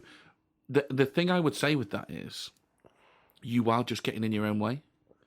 So, like, it's totally fine to go, nah, not for me, didn't get it. I don't like these sort of moody pieces. It's more just a realisation of going, if you just relax a bit and just let it wash over you. No, but I tried that. The first one, I was very relaxed, and I didn't get it. Hence why I was just like, well, because I didn't get any of the, I barely recognised the fact that he was in trouble throughout the whole film the first time. That's interesting, because I immediately was like, oh. The fact he was doing Tai Chi, obviously he's fucked up. Anyone who does Tai Chi is in trouble. He's on a register somewhere. But yeah, I mean, there's loads to appreciate. But it's also okay not to get it, though, right? So you're saying, oh, I was relaxed, I just didn't get it. That's also okay. You don't then need to go further and then start to sort of go, oh, so they're doing it wrong, I'll pick it apart. Well, I'm not saying that's what you necessarily did. Obviously, this format leads you into that, although you've watched it again and gone, oh no, I'm not going to. Oh no, I said I'm definitely not picking it apart now, and I didn't pick it apart at the time. Like, it's I wrote it off as good, but arty-farty nonsense, because of that very bit that it was asking me to do. It's not boring, right? I found it strangely addictive just watching the low-key happenings, and I feel like it does ask the viewer to do a degree of heavy lifting. Maybe not heavy lifting, maybe like 2 kilogram bicep curls or a bit of calisthenics, which previously proven beyond me. Yes, it's as much as or as little as you want to do, really. But I don't think you're gonna. I don't think you can get the full experience and feeling of this film if you just watch it and don't understand what is happening, because you wouldn't get the emotional thing. Maybe not, but I'm genuinely not joking when I say I would watch a film if it's in the right mood where nothing happens. Yeah. And there is no deeper meaning or whatever. But there is. There is, yeah. Let's go through the list of warning signs in case there's people in trouble, Carl. So we've already covered doing Tai Chi. You're already in trouble. Oh, and he also does it at some point, stood on his balcony, doesn't he? Yeah, he stands on the railing. Yeah, he's not doing Tai Chi then. I think he's just standing. But yeah. Has his broken wrist? How did he break his wrist? Has he been being... She asks him. He doesn't know. Yeah. So it's never good. You don't know how you broke your wrist. It's never good. Standing on the balcony, I've said, walking in front of the moving coach. Yeah. That's never good. Scuba diving without a license. Yeah. Does he cut the cast off so he can go scuba diving, do you think? Yeah, I think that's the implication. Yeah. I'm surprised I made it to 30. Yes. Yeah. Don't think I'll make 40. I'm surprised I made it till 30. Or I can't picture myself at 40. Yeah, surprised I made it to 30. Obviously, walking into the sea. Yeah, never a good look. Passing out drunk afterwards as well. Yeah, buying a rug. I mean, that's always signs of trouble. Yeah, I mean, he knows at that point, I think. It's just frittering. That he's on the... Yeah. Well, I think he's bought it as a memento for her. Yeah? Yeah. She has it in her room. She does, yeah. And they have that moment where he talks about telling stories, and she says, yeah, I like this one. And I think that he's bought that for... Oh, fair enough. For her at that point. The 11-year-old birthday story. When he was 11. Yes. What happened? Yeah. That'll mess you up, yeah. Yeah, we'll mess you up. Yeah. Therefore, he's a jolly good fellow, where he's just standing at the top. That's like stoic reaction of just like, He just can't stand anybody looking at him. Yeah. Yeah. Can't stand having to wear the mask for anyone but Sophie. Yeah. And then the uncontrollable sobs, which are imagined / not imagined, filled in bits. Yeah. Part of that. Well, that actually comes after the bit where he can't bring himself to sing with her. Yes. Yeah, it does, yeah. So there's a bit that I've seen people talk about that I watched it twice, I still haven't seen it. So people are talking about the postcard, right? Which I did see the postcard, which says like, remember, Sophie, I'll always love you, or something to that effect. But people are talking about like they're surrounded by like notes, bits of paper as he's trying to like write this note, and that's maybe when he's sobbing. But I didn't see that. No, I didn't see either. That. Okay, fine. No, was I? Yeah. If I'd seen that, it might have helped. Yeah, I mean there are moments like you've just listed there. I mean, I think the one where he can't bring himself to sing with her is particularly heartbreaking, and not just because of the scene that follows where he has his breakdown. The immediate lines that follow are so cutting, though, isn't it? Because he kind of does that. Oh, yeah. If you want to sing, you can learn how to sing. You can get your lessons, and then she just is like, "Don't do that." Yeah, because again, she is smart enough to know that there's a bit more than he's just not in the mood to sort of sing with her and stuff like that. The thing is with that scene, well, I think that's a really well put together scene. Is it should be like you want to do everything that your kids want to do, right? Yeah. But sometimes you can't, and that's absolutely fine. Because sometimes you go, no, that's a silly idea. We're not going to do that. Or sometimes you genuinely go, I'm absolutely knackered. We've done loads today. Don't worry, I'll do it the next time. You know, you do all of those things. But it absolutely kills him that he doesn't sing with her. He's done it before. They say they do it every year. That's their tradition or whatever. And it should be fine to go, I'm just not in the mood. And he's in a genuinely bad place, right? So he's not just being grumpy or selfish. Yeah. It shouldn't be a big deal, but it absolutely kills him. Probably because he knows he might not be around to do it in the future. Well, maybe. Yeah. It did sort of make me think as well, the next time one of my kids asked me to dance with them, I should probably say yes. What, you say no? You miserable bastard. Yeah. Come on, Carl. That's dancing, though, not singing. Yeah, but still. Singing's not a problem. A couple of pints in, you try and stop me. Stop grabbing the guitar off them. Yeah, but seriously, do try and stop me. It's a real problem. But yeah, no, I don't like dancing. But it's one of those things you go, man, like, it's not like an issue because, you know, you're so there for your kids in other ways and the next time or whatever. But it's like, wow, I should probably make the most of these things, actually. Yeah, they're not going to want to dance with you soon, Carl. They're really not. I mean, the eldest, I reckon that ship sailed already, to be honest. No, I think it's a really touching scene. That. Right, let's dig into this. You said you didn't get the signs or the danger or whatever, or you didn't spot that he was in trouble, sort of thing. Yeah, first watch. Yeah, for sure. I was. Yeah, it was. Do you remember when it kicked in, when it clicked the first time round? Not at all. Probably until like he. I see you at the end going. So is he dead? What? Is he dead? What there, then? Is he dead? Where is he? Why she stole his rug? Is he going to come through the door in a minute? Because like I say, fortunate enough to go into this not knowing anything about it. Mm-hmm. I think I was probably ahead of this scene, but certainly by the self-defense scene, which is pretty early on. And I was like, yeah, he's doing that because he's not going to be around. Mm. Like he's... all makes sense, Carl. I mean, I'm not debating this. Did not get any of it on the first watch. Fair enough. Yeah. It's a miracle I'm conscious. Yeah, okay. Quite frankly. Right. Right, so let's talk about Sophie a bit. Go for it. Because, this film's ostensibly about her memories of her dad. And she's trying to piece that together. But her character goes through a lot. She does a lot of growing in this holiday. She does. First kiss? First kiss. Maybe. Assume.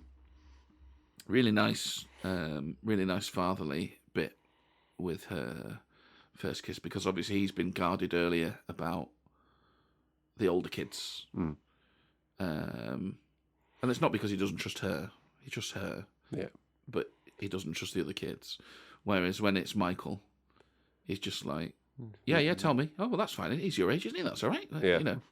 And then he has a sort of similar line when he's going like, you know, if you ever do any drugs or anything, You can don't tell, worry about that. You can tell me. That was an odd one, wasn't it? What, the drugs? No, just you can tell me. I mean, you can't tell me, obviously. Well, he's always treading that line between I've got to be as good as a father as I can be right now in the moment, even though I'm going to be, in that sense, a terrible father because I won't be here anymore. Yeah. But But no, she obviously sees the gay kiss thing couple. and we see her. Oh, I saw some criticism about it. About what? Because she's a lesbian. What? There was criticism Some negative because she's a reviews. lesbian. I read some negative reviews. It's a really good film until it goes woke. For Why do we fuck's need to sake. see...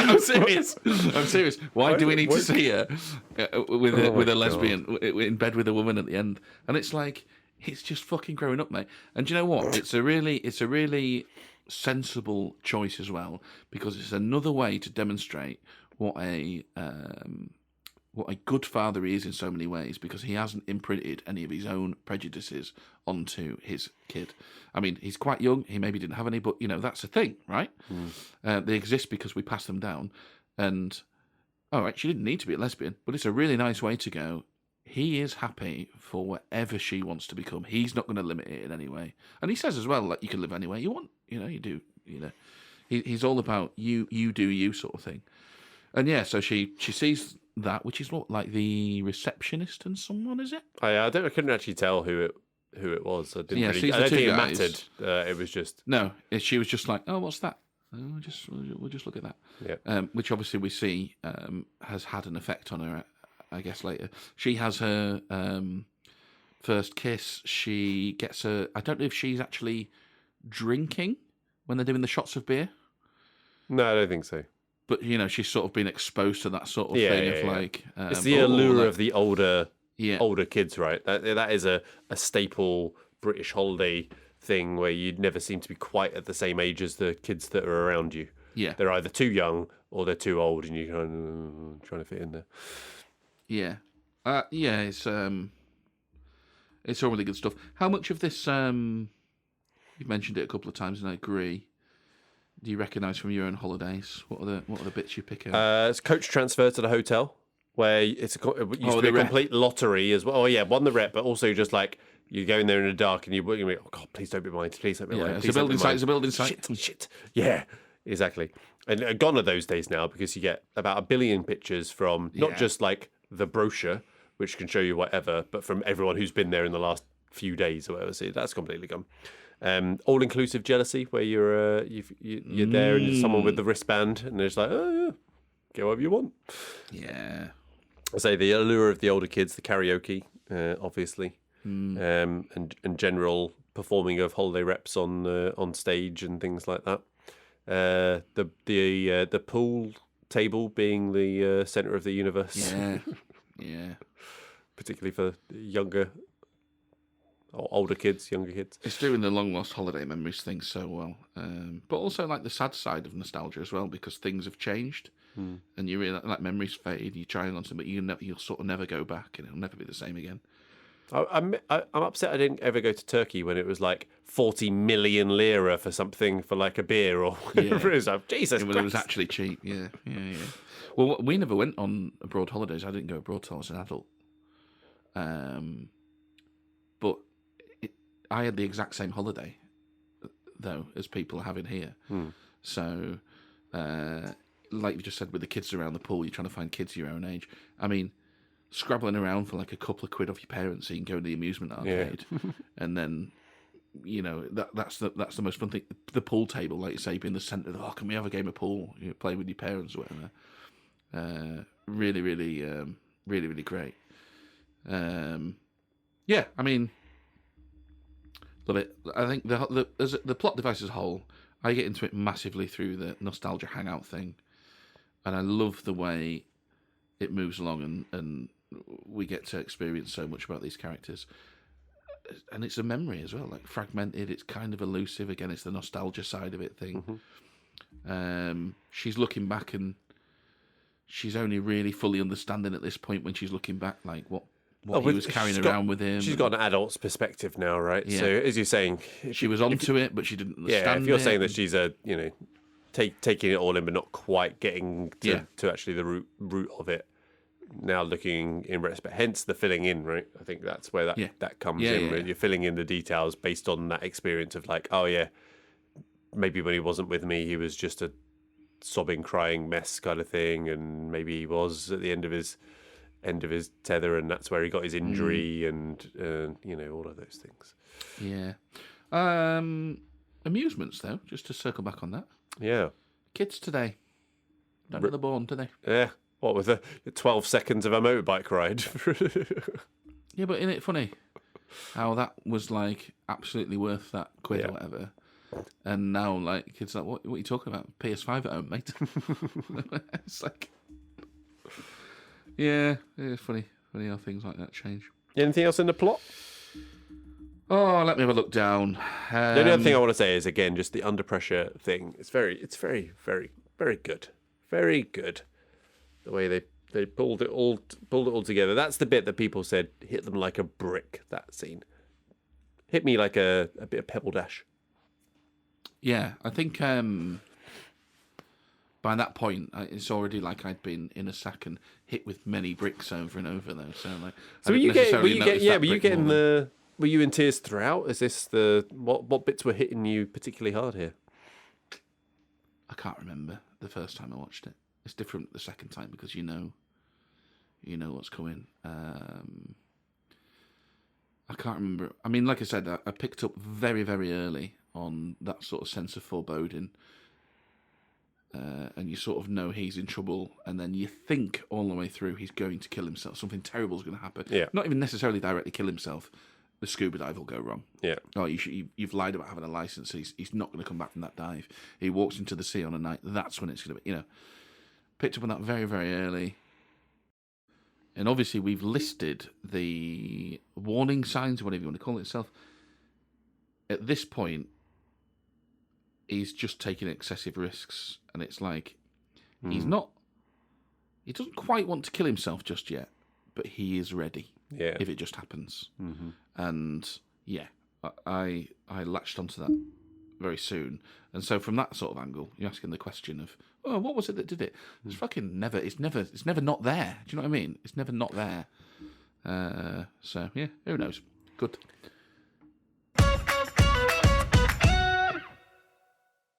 Okay, so now we're going to any changes. So a section where we each come up to with our top or up to 3 changes.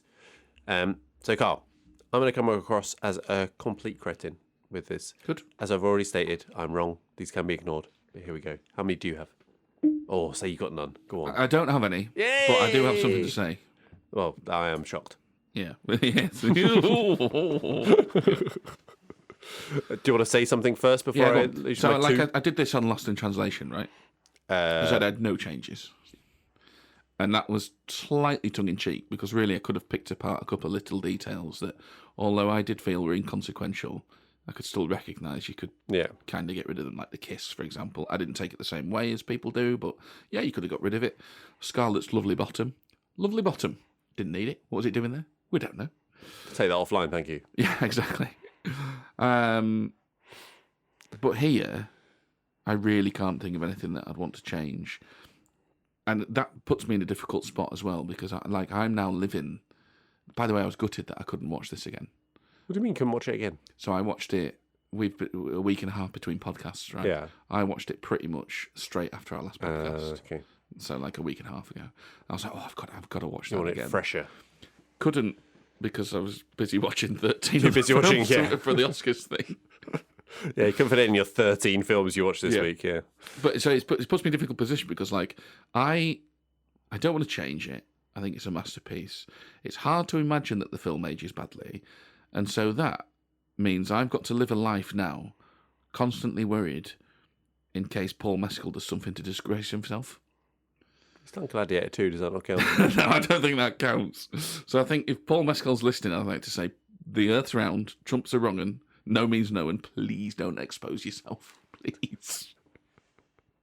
Unless it's a private showing for you, then you're fine. Yeah, I mean, yeah. Look, if he wants to, that's fine. If he needs to get out of his system, you're there for him. All right, my 2 changes. Here you go. You ready? Yeah. Be prepared to groan. I need more from adult Sophie to latch onto beyond staring into the distance. Yeah, I mean, it's weak. I need a little more to set me up. Am I saying dumb it down? Yes. I would like a worse film. Yes, probably. Particularly from an artistic point of view, but I'd probably like it more. And Carl and the rest of the world would probably like it less. Yeah, maybe. I mean, setup's slightly different, isn't it? But just guide me along a little bit more. yeah, I can't be doing. Have someone saying, "Yeah, love, you look suicidal." I can't. Setup's different, maybe a bit different. I can't be doing with someone trying to tell me like you need to make the ending be more prescriptive. It's like, fuck off. But setup's maybe slightly different because we still want to get to the same place. Just dive me a little bit. Anyway, that's all I got.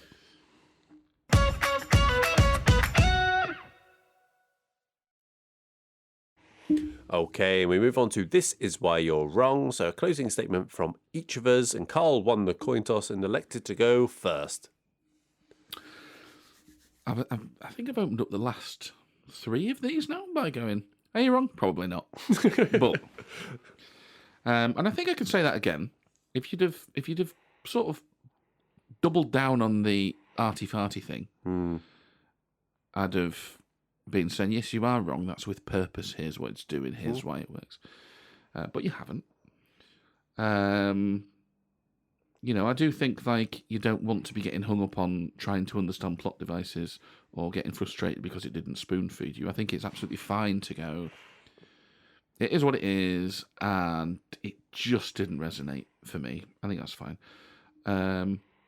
Maybe you'll watch it at some point in the future and it'll speak to you more then. But I think it's a really, really well crafted film. And it's got so many things in it that I like. And then it's up to you, isn't it? Then it's my fault. Yeah. I didn't say that. Yeah. I mean, I will say that, and many things worse than that, but I didn't say that then. No, that's good stuff. So, I read a fair few reviews from people who felt underwhelmed until the end, which then hit them like a brick, and then further reflection on the film led to a 5-star film. And I completely get that. I get your perspective as well, where you just loved it from beginning to go. But I can completely see how people will go like, oh, shit, oh, and then it goes, and then they think about it more and absorb it, and oh, God, yeah, oh, that's good, yeah, I'm there. For me, it just didn't quite work just watching it. A lot of the enjoyment I've got actually has been from reading around it, understand it better. But if I need to rely on others to get to this, then I just don't think I can give the credit to the film. It's very clever. It's well shot. It's well acted.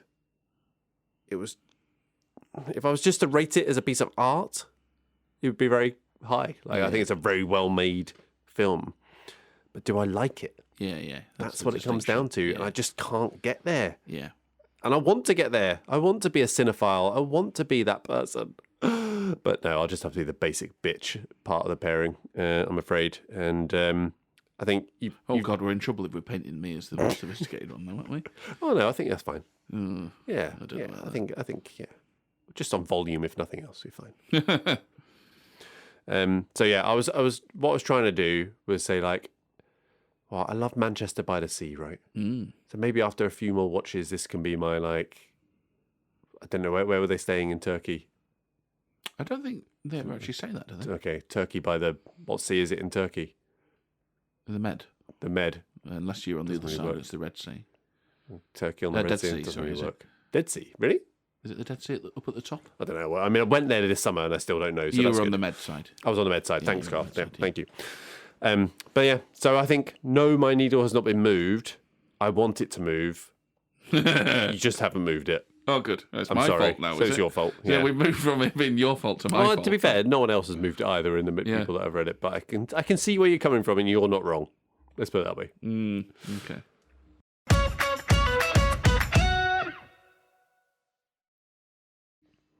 Okay, move on to the data, and Carl's going to talk about REM. Is it here or is it at some point? In best quote. Okay, good stuff. So, ratings, IMDb 7.6, Letterboxd 4.2. Bunch of pretentious wankers on there. Yeah. Remember to follow SiMTN and CarlMTN. Metascore. Oh, you want to take a guess, Carl? It's going to be high. Yeah. Let's say 91. 95. Fuck. Bunch of pretentious wankers on there, isn't it? It's lost in translation levels. Yeah. So me, 3.5. Yeah, you any wiggle on this time? No. So I was 3.5 at the start. It cemented my 3.5. On my slightly adjusted scale. Yeah. Because again, it's appreciation, just not enjoyment. It's fair enough. 3.5 Carl? Is a solid rating. Yes, as you know, it had 5 stars to lose. It did, and it didn't lose any. It didn't lose any. Say pretentious wanker. This is all of them. Nominations-wise, actor in a leading role, Paul Mescal for the Oscar. Do you know who he lost to? Was that the... No, it wasn't the... You're going to be steaming when you find out. It's not the Cillian Murphy year. That's the year after. Oh, 2022. Oh, God. Go on. Who is it? Oh, yeah, it's Brendan Fraser year. Brendan Fraser, the whale. Which is awful. Well, that might appear in a future episode. Awful. Yeah. I'm not saying that film's awful. I mean, it's got plenty of problems, but also up against Brendan Fraser's definitely not awful. Elvis as well. What's his called? Austin Butler. Yeah. So you would have lost to either one of those. But You can't have Austin Butler fucking doing a stupid voice as better than bloody Paul Mescal in this. He got nominated. He should be happy with that. Rewatchability, Carl. I've got a yes. Now, obviously I love it, but just a yes. Well, yeah, because it's heavy, isn't it? You're always going to be in the mood for this. However, yes, you are. I think this is the thing. Like when I think back to, but the way I come at this is actually genuinely more optimistic with stuff like this because it's got so many other sort of things I like. And like I said, this week it's short. I'm gutted I haven't been able to watch it again. Maybe it is a very yes, but yeah, I did put down yes. If it's in your, it's classic zone, isn't it? It's a masterpiece zone. It is a masterpiece. Yeah. I've said yes as well. So from the perspective similar to Tenet, I just want to rewatch it until I get it. But yeah, best scene, Carl. Okay, best scene. The best scene, despite everything I've just said about loving this as a hangout movie, it's Callum crying on the bed. Just the uncontrollable sobs. Yeah. Bit, yeah. So I got a few. So the teaching self-defense. Mm-hmm. Very nice little thing.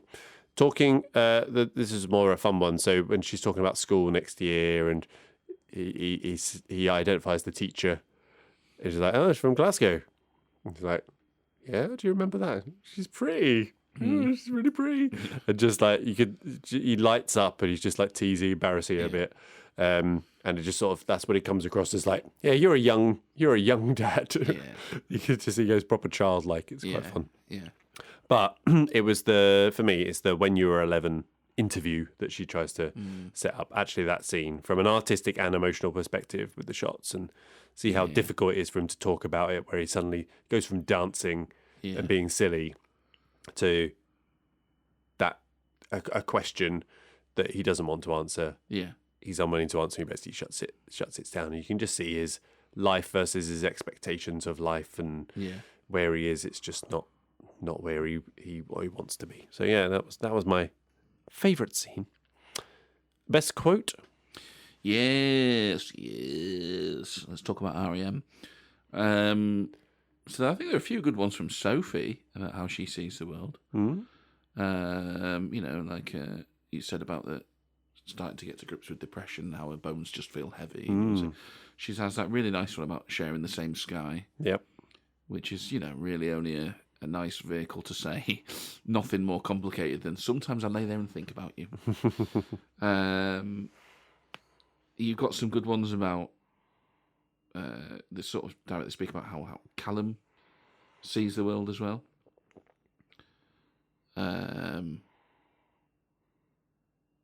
But the one I like the most is from Michael. Oh, yeah. When he says to Sophie, and I mean this completely unironically, I quite like you. do you like me?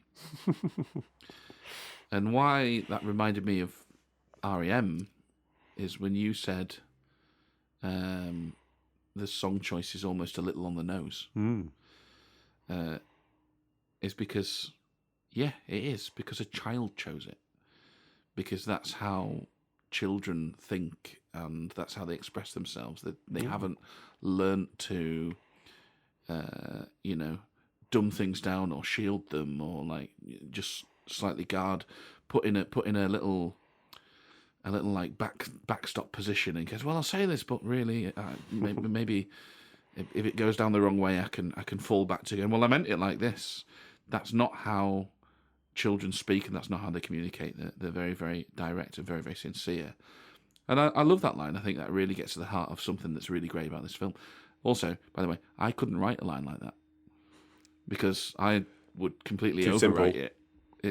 I would go, oh, that's too simple. Yeah. Somebody look at that and go, no, you can't. It's like when men write sex scenes. I don't know if you've ever seen this on any of like social media. There's quite a few people that do it, like female comedians, and they will either go like they'll just read out sex scenes men have written in books, or they'll go describing everyday situations as a male author writing about a sex scene. And they'll just go completely over the top about stuff to the point where it's so ridiculous. And that's what I would do. I would just completely over-embellish stuff and all the rest of it. But here, it just zones. It goes for absolute simplicity. It is on the nose. It's so realistic. It's so relatable. And oh, yeah, that's why this film's so great. So, yeah, I really enjoyed that. Yeah, so similar for me. So one of my favourites was, what does municipal mean? And he just goes, just ignores the question. Yeah. It's like, I don't know. I'm not going to say. I'm not going to say I don't know. Yeah. I'm just going to go. Yeah. But then my favourite is I like that we share the same sky. Yeah. It's just a very sweet way of communicating something. Also, again, getting back to that simplicity, we do. We all share the same sky. But adults wouldn't think to go, oh, yeah. Favourite character? Ah, yes. So, I didn't get the name. I don't even know if she's even named, but the older girl who gives Sophie a wristband. One absolute ledge. I'm leaving tomorrow anyway. There you go. But really, she's like she's a metaphor for all of those because they kind of all look after her anyway, and they feed into what an amazing holiday she had. So yeah. So I struggled. I was tempted with Michael, Yeah. But technically it would be Sophie. She's not but she's kind of too main, so it's a difficult thing. So I guess I have to say Michael. Yeah. Hybrid, Carl. Not happy with this. I tried. I failed. I can't do it for this film. So what I went for, Blue Valentine for the style. Not seen it. Oh, you'd like it. Ryan Gosling, Michelle Williams. Okay. Yeah. Ooh, very nice. Yeah. They're just hanging out, Carl. They're just hanging out. Yeah, yeah. Not really. And I was like crossing that with Tenet. So you got the first style with How It Frustrated Me. This is the combination. It's not like if you put these two films together, you won't get this. But what does it get? Oh, you get Aftersun. Right? Yeah. So have you got one for not this film? Yeah, I couldn't come up with one for this film. So I give the two films. See if you can guess. Oh, okay. Oh, yeah. No chance. Go on. Well, let's see. Days of Thunder. Yes. You've seen that, haven't you? Yeah, the Top Gun in cars. Yeah, right. Yeah, interesting. And when we get on to trying to build this pyramid, that could come in very handy, could that? Right. Yeah. Days of Thunder, Point Break. So a car's involved.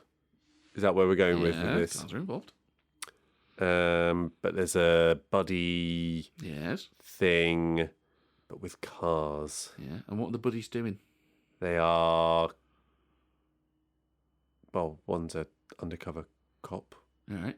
Yeah. Yeah. But in cars. Undercover cop.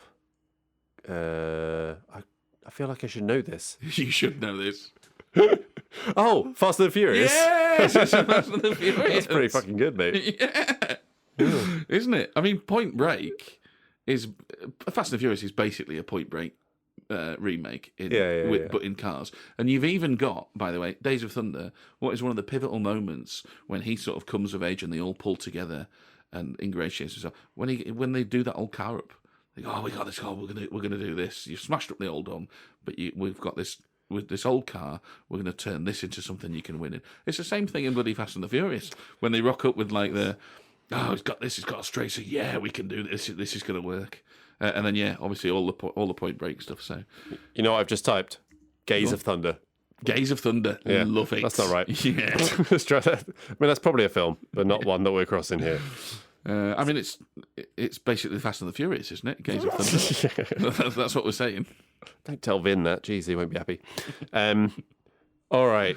So I've come across like a little basic bitch all episode, and this isn't going to stop now, Carl, with our top 3 movies set on holiday. Oh, you're being harsh on yourself there. I think you're an idiot, not a basic bitch. Okay, cool.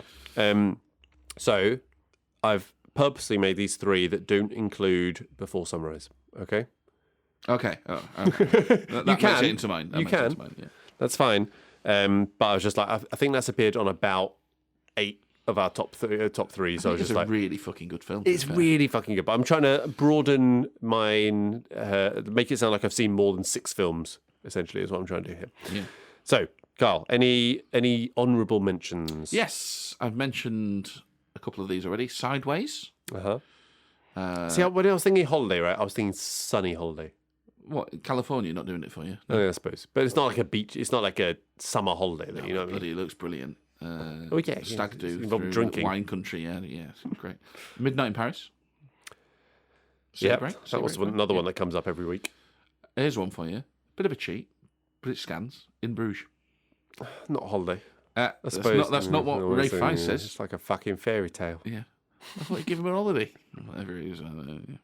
Anyway, they're my honourable mentions. Not important. My honourable mentions: Talented Mr. Ripley. Yes. Oh, how have I left that off? Oh, fuck. Am I going to have to redo my top 3 here? And Palm Springs. You seen Palm Springs? No. The guy from Brooklyn Nine-Nine. Can't remember his name. Andy Samberg, yeah. He's in it. Good little film, that. Okay, remind me about that later. I'm just thinking if I need to change my bloody top 3 here. All right, well, do you want me to do my number 3 first? What was it you said? You were like, you're not doing Before Sunrise because we've mentioned that loads. Yeah. Yeah, good, I'll do that as well. I'll take back what I said before. So Before Sunrise, just missed out. Yeah, that's just... It's a fantastic film. Yeah, fantastic film. Carl, what could possibly be your number 3? No, I forgot about Talented Mr. Ripley, so that's going in at number 2. Oh, my number 3 is That Riviera Touch. Incidentally, the one I mentioned, which is why I watched it, really. So That Riviera Touch, Morecambe and Wise, fantastic. All those films, by the way, are on YouTube. It's it's a bit silly. It's Morecambe and Wise, whatever you want, but they are on holiday in the south of France. It's shot on location. It looks amazing. It's a real caper. Great stuff. Ooh. So my number 3, I'm going left field here. Blended. Oh yeah, Adam Sandler, Drew Barrymore. Yeah, surprisingly heartfelt, nice film. Yeah, took me by surprise. Okay. I think it's on Netflix. Yeah, it's okay. Number 2, I think it's on Netflix, and like everything Adam Sandler's Adam done Sandler, for the last he's 15 years has been on Netflix. Yeah. My number 2 is Talented Mr. Ripley. Very good. Yeah, I mean, I'm amazed you thought of that because I thought you would have forgotten. I don't love the way the second half of that film unfolds.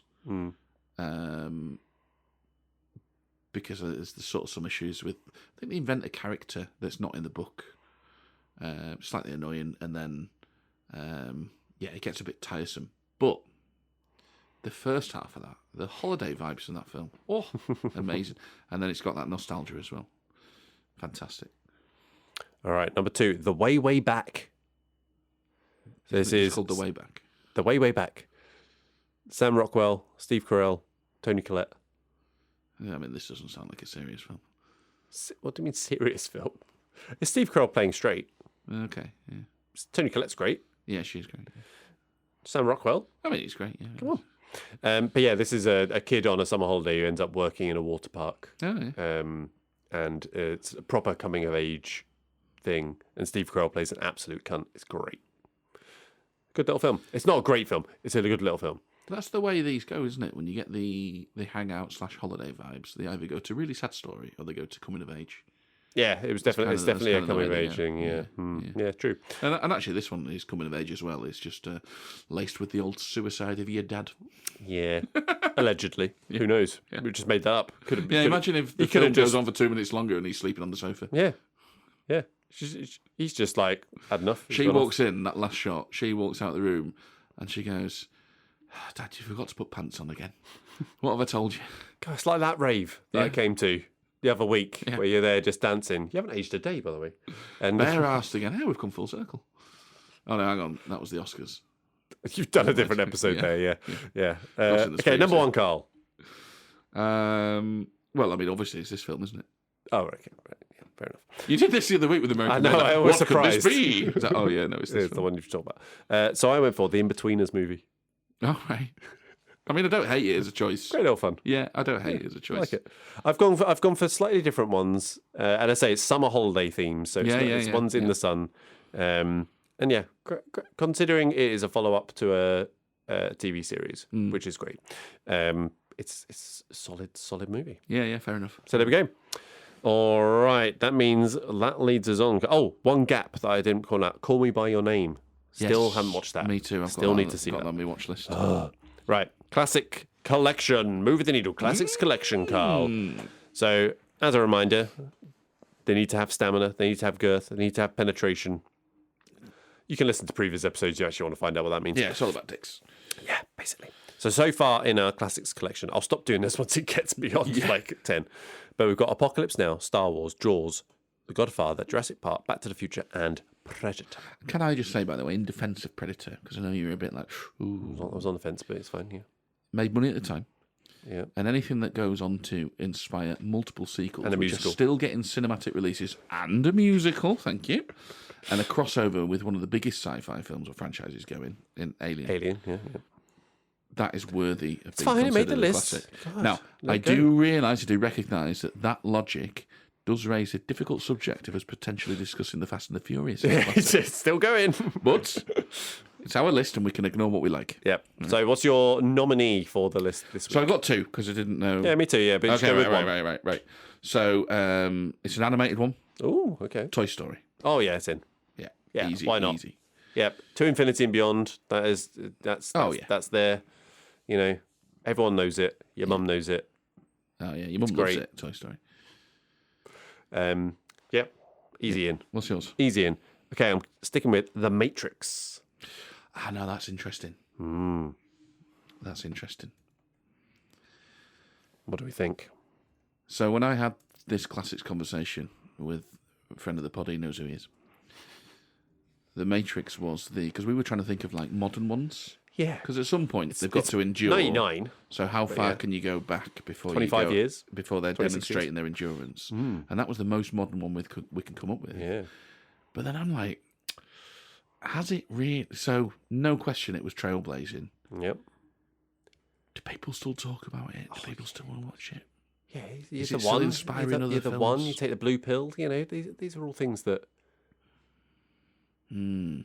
I'm inclined to agree, to be fair. Yeah. I'm inclined to agree. I mean, not the fucking sequels. No, God, no. But I do really like The Matrix. The bullet time, if nothing else. That was pretty revolutionary. Yeah. Ooh. Is it in? I think it's in. It's in? Yeah, it's in. Okay, good. I'm looking forward to the first time we reject one. Yeah. That would be fun. Like outright. No, you're having a laugh there, mate. What are you doing? Yeah. No. What? I can't put Bring It On in there. Maybe you can. No, Mum doesn't know it. Right. Carl, you got anything else? I mean, your mum doesn't have to know it. We just threw that out as a throwaway thing. It's a good fun to start with. It's fine. Right. I went a bit German. Did you hear that? It's a good fun to start with. That's not even German. That's like Russian. German? I'm not even sure what that was. Transylvania? Yeah. I want to suck your blood. Anyway, you got anything else, Carl? No. All right. Well, that's all we've got. If we moved the needle for you, and even if we didn't, please do rate us, follow, subscribe, give us a 5-star review wherever you are listening. It really does cream up the algorithm and get us out there to a larger, more tanned audience. Our Bluesky, Instagram and Twitter is MTN MoviePod. Our YouTube channel is at Movie the Needle. And you can also find our page on Facebook and some occasional TikTok videos at movie.the.needle. All details are in the show description, so please do follow and comment wherever you are. So from me and Carl, it is goodbye. Goodbye. I'm off to book my summer package holiday and Google what municipal means. Goodbye.